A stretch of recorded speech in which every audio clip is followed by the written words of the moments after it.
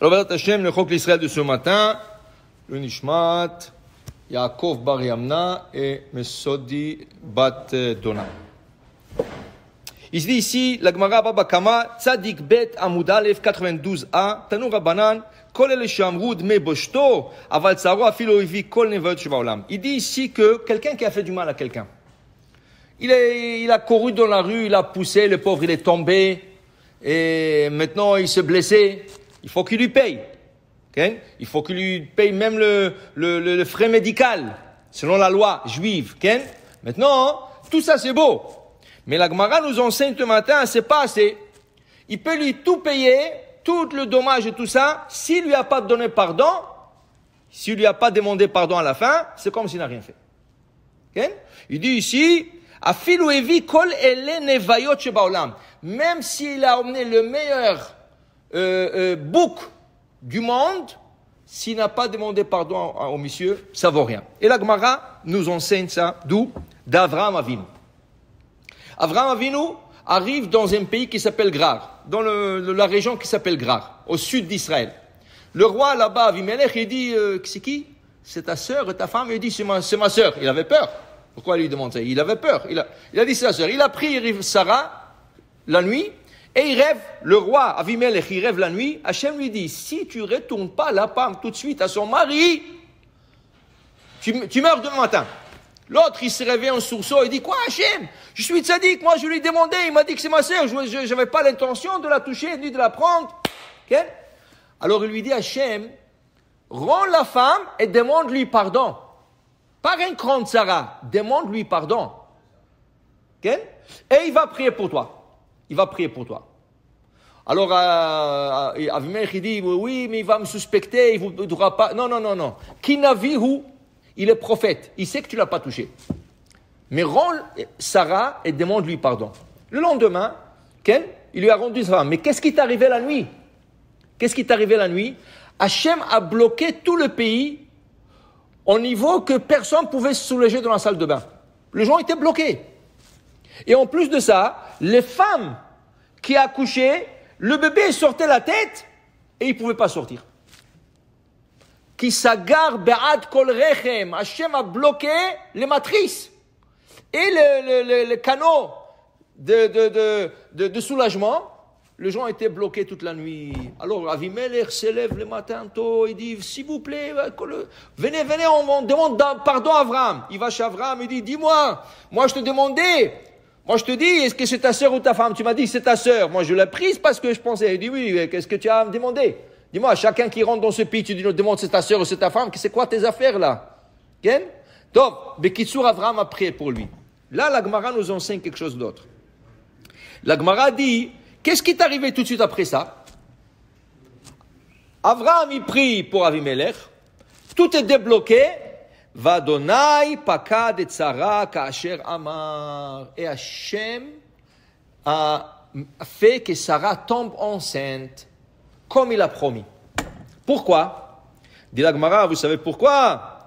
Parce que tout celui qui prie pour son ami, et lui-même, il a besoin de la même chose, lui, il est répondu en premier.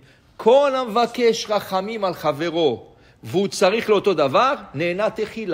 dire, toi tu as besoin du travail, mais ton ami aussi a besoin de travail. Tu pries dans la chachri, tu viens à la prière, tu dis, Hachem, s'il vous plaît, Haïm, il n'a pas de travail, est-ce que vous pouvez lui trouver un travail, il a des enfants à nourrir, il a des choses. Maintenant, toi tu as besoin, mais tu pries pour Haïm. Hachem, il accepte ta prière, mais tu sais qu'est-ce qu'Hachem fait? D'abord, toi, il te trouve le travail. Après, Haïm. Tu pries pour quelqu'un d'autre, toi, tu es répondu en premier. Quelqu'un a besoin de refouach les mains. Hachem, s'il vous plaît, Yaakov, il est malade, qui guérit. Mais toi, tu as besoin aussi. Hachem te guérit en premier avant de guérir l'autre. Quand tu pries pour quelqu'un d'autre qui a besoin de la même chose que tu as besoin de toi, tu guéris en premier, toi, tu as la panacée en premier, tu gagnes en premier, tout en premier. Pourquoi? Avraham, il est venu prier pour Avimelech, pour que les femmes puissent accoucher, et sa femme tombe enceinte. La nuit même, tard. Mais pas d'Avimelech, Hazve Shalom, pas d'Avimelech.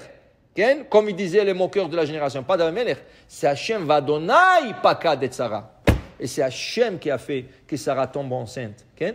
Pour te dire combien c'est important. Alors, il y avait une fois un cas, un homme avec son fils. Le fils, il avait 17 ans à peu près. C'était un jeune. Et l'homme était un peu âgé. Il a perdu sa femme, le pauvre. Et l'hiver arrivait. Et ils avaient à la maison, ils n'avaient pas beaucoup de moyens. Ils avaient un manteau à la maison. Alors le père, il dit à son fils, écoute, c'est moi qui va porter le manteau parce que moi je suis un homme vieux, j'ai froid, et on ne peut pas se permettre de mettre le chauffage et tout ça. Le fils lui dit, mais ça ne va pas, chat? Il dit, mais moi, je dois sortir là-bas, dans le froid, travailler, emmener le pain. C'est moi qui travaille pour nous emmener le pain. C'est moi qui ai besoin de manteau pour sortir là-bas. Comment je vais sortir sans manteau? Qu'est-ce que tu veux? Il dit, non, mais tu es jeune, tu connais. Non, mais moi j'ai besoin de manteau. Ils commençaient à se disputer comme ça, doucement, comme ça. Et le papa, il dit, on ne va pas se disputer, on va aller chez le rabbin. Qu'est-ce qu'il me dit de faire? On va faire. Ils sont partis voir le rabbin de la ville. Quand ils ont tapé sur la porte, le rabbin leur a dit, je m'excuse, mais je ne peux pas vous recevoir. J'ai des gens importants à la maison.